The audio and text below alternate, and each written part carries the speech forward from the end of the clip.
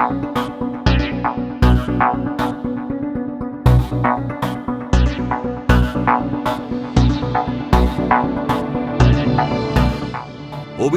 ধর্ষণ খুনে আদালতে যখন হাজির করানো হচ্ছে তাকে মনে হচ্ছে তিনি যেন ভিআইপি, সেরকমই যেন বলছে পুলিশের আচরণ। প্রিজন ভ্যানে করেই আনাগোনা ছিল সঞ্জয় রায়ের। আরজিকর কাণ্ডে ধৃত সঞ্জয় প্রিজন ভ্যান থেকেই তুলে দিয়েছিলেন ভিআইপিদের নাম। আমি নাম বলে দিচ্ছি, যিনি আছেন ডিসি স্পেশাল, ওনারা নিজেরা আমাকে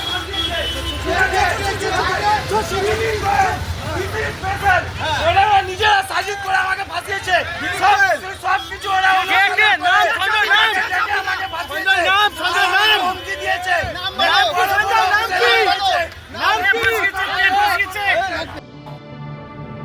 আর ঝুঁকি নেয়নি পুলিশ। পরদিন থেকেই সঞ্জয় রানাগোনা কালো কাচে ঢাকা বাতানুকুল গাড়িতে। তারপরেও সঞ্জয় মুখ খোলার চেষ্টা করেছে।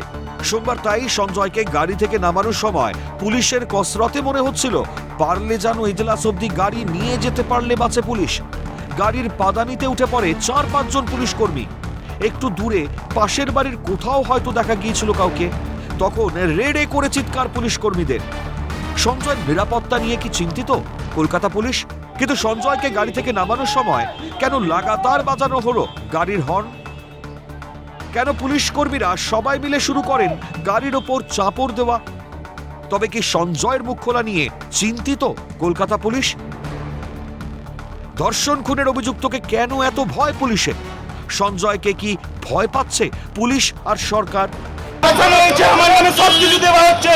আমি কিন্তু রেপ এন্ড মার্ডার করিনি। আমি বললাম, আমাকে সেখানে উঠে বলতে দেয়নি, আমাকে নিচে নামিয়ে দিল। আমার কথা শুনছে না, পুরো সরকারই আমাকে ফাঁসাচ্ছে।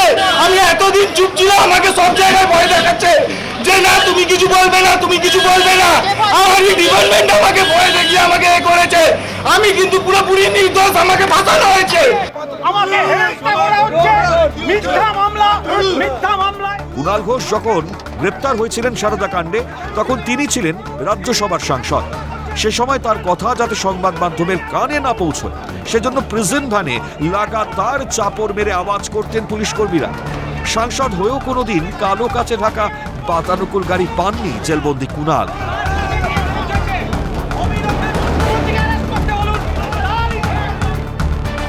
সেই সুযোগও পাচ্ছেন ধর্ষণ খুনে অভিযুক্ত সঞ্জয়। গাড়ি থেকে তাকে নামানোর সময় 4-5 জন পুলিশ কর্মীর গাড়ির পাদানির ওপর উঠে পড়া কি সঞ্জয়কে নিরাপত্তা দিতে, নাকি পুলিশের মাথাদের নিরাপদ রাখতে? আমি নাম বলে দিচ্ছি, সঞ্জয়ের দুদিনের চিৎকার কি কাঁপন ধরিয়ে দিয়েছে পুলিশের বুকে? ওই দুদিনেই সঞ্জয়ের বলা কথাতে উঠে গেছে মারাত্মক সব প্রশ্ন। সঞ্জয়ের কাছে কি আছে আরো কোনো ভয়ঙ্কর তথ্য? তাই কি সজাগ কলকাতা পুলিশ? তাই কি এত তৎপরতা? ধর্ষণ খুনে অভিযুক্ত হয়ে জেলবন্দি থাকা এক সিভিক ভলেন্টিয়ারকে এত ভয় যাদের, তারা কিভাবে সামলাবে বিহারের কুখ্যাত পাপ্পু চৌধুরীর গ্যাংকে? কিভাবে বন্ধ করবে মুঙ্গের থেকে অস্ত্র আসা? কিভাবে বাঁচাবে শাসক দলের কাউন্সিলরের প্রাণ? কিভাবে ঠেকাবে দুষ্কৃতীরাজ? পুলিশের ভূমিকাতেই যেন প্রশ্নের মুখে পুলিশ স্বয়ং। ক্যালকাটা নিউজ।